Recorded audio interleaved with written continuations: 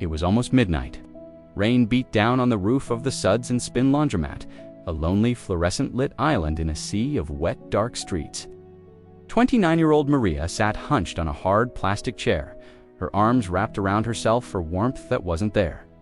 Her eyes were fixed on the dryer, watching her only set of work scrubs tumble endlessly. She had just finished a brutal double shift at the nursing home. Her 4-year-old daughter Lily was asleep against her shoulder, her thumb in her mouth, a worn-out stuffed rabbit dangling from her little hand. Maria checked her wallet. $3.27. That was it. Rent was due. Her car had been repossessed just that morning. And tomorrow, she had to be back at work by 6 a.m. wearing those clean scrubs that were still damp. She closed her eyes just for a moment, begging for 5 minutes of peace. That's when she heard a voice. "You look like you could use a coffee." She looked up. An older man, maybe in his late 60s, stood before her. He wore a worn flannel shirt and held 2 steaming paper cups. Maria shook her head. "I'm okay, thanks." But he didn't leave. Instead, he sat in the chair across from her. "Long night?" he asked gently. She wanted to say no, to pretend everything was fine.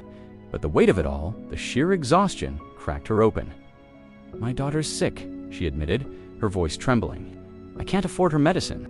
And if these scrubs don't dry in time, I'll lose my job." He simply reached into his pocket and pulled out a crisp $20 bill.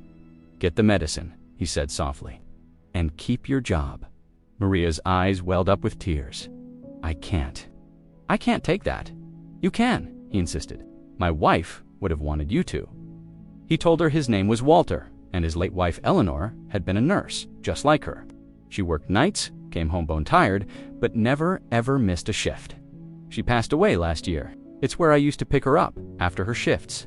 She always had a story about someone she'd helped. He looked over at sleeping Lily. "You're her now."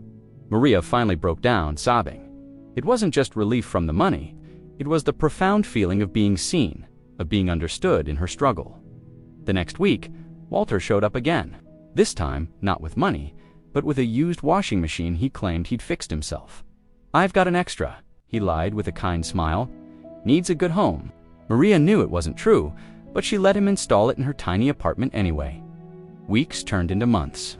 Walter became Mr. Wally to Lily. He'd read her bedtime stories, fix Maria's leaky faucet, and sit with them on Sundays, drinking tea and watching cartoons. He was slowly becoming a part of their little world. One evening, Maria found him crying quietly on her couch. "What's wrong, Walter?" she asked, sitting beside him. He handed her an old photograph of him and Eleanor, young and laughing on a beach. "I miss her so much," he whispered. "Sometimes I forget how to be happy." Maria gently took his hand. "Then let us remind you. Now, every Sunday is laundry day, but not at the laundromat." It's in Maria's kitchen, with the old machine humming a steady rhythm in the background. Lily dances around in her socks, and Walter flips pancakes at the stove. On the wall, there's a framed note, written in Lily's crayon scrawl. "Mr. Wally equals best grandpa, even though he's not really." Because sometimes family isn't about blood. It's about the person who finds you shivering and alone in a laundromat and chooses to stay. It's a reminder that in a world that often moves too fast, the greatest act of love can be as simple as saying, "You're not alone tonight."